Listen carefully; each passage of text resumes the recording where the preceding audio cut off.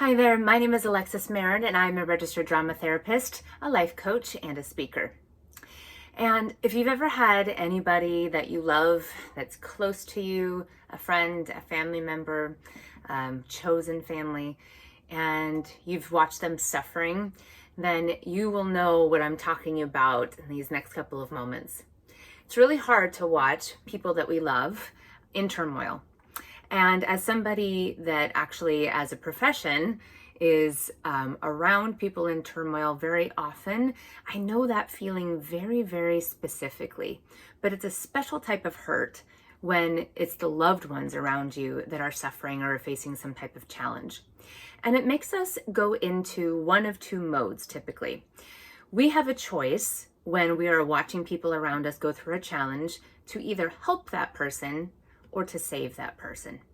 You can be a helper or you can be a hero.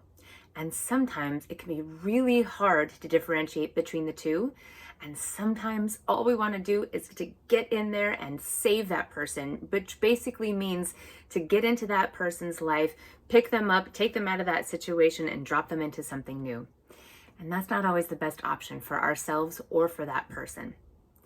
To help somebody means that we're going to go assist, to go aid, to take somebody who's capable already, but give them a little leg up on something. I always use the carry the couch example because I think that's a good one. Every time I move, there is no way I can carry a couch by myself. I'm going to need help. Now, could I outsource? Could I resource? Could I find a moving company? 100%.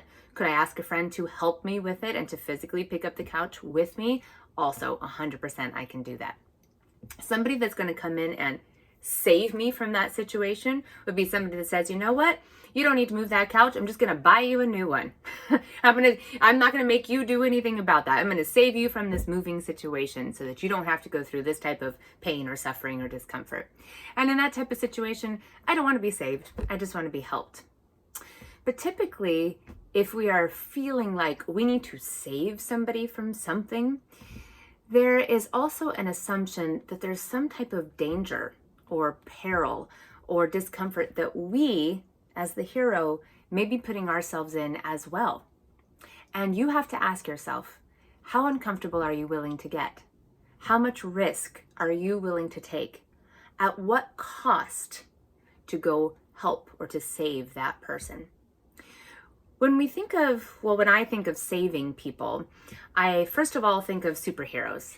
I think of Wonder Woman, I think of Superman, I think of Batman, which is this incredibly strong individual coming into a situation that is literally dangerous or perilous or challenging and helping somebody who cannot help themselves, a true victim, somebody who is at death's door, somebody who's being threatened. They can't do it themselves, so they need somebody to come in and literally rescue them from that situation. I also think of firefighters, police officers, I think of doctors, anybody on the front lines, military. Those are heroes as well, who are literally putting their lives on the line so that they can save people who cannot save themselves. That is a very, very special job. And that savior mentality, I believe, should be saved for those types of moments. The helper, the friend, is somebody that comes in and says, I see you're struggling a little bit, but here's a hand. You get to do 70% of it and I'm going to do 30% of it. Or here's this resource that will help you yourself do this thing, but maybe do it better. I'm not coming in to do it for you, and I'm not coming in to take you out of a situation so that you don't learn something from it. And I really get that this can be a really challenging crossroads. As I said before, nobody likes to see people that you love struggle or suffer. I can only imagine as a parent to a child how often too you want to come into a situation and save your child from that angst or from that heartbreak, but you know that you can't. Sometimes you just have to let them experience the thing and then help them through whatever the aftermath of that is. So I challenge you today that if you find yourself at that crossroads where you have somebody in your world that is in dire straits, somebody's having a rough time, you get to ask yourself, do you want to be the helper or the hero? And it is your choice. You get to decide how involved you want to be. But if you're deciding to be the hero, I want you to ask yourself the next question of, and how will this potentially affect me? And do I have enough oxygen?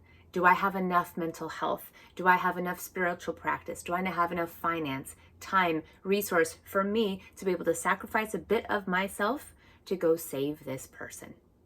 Very important questions.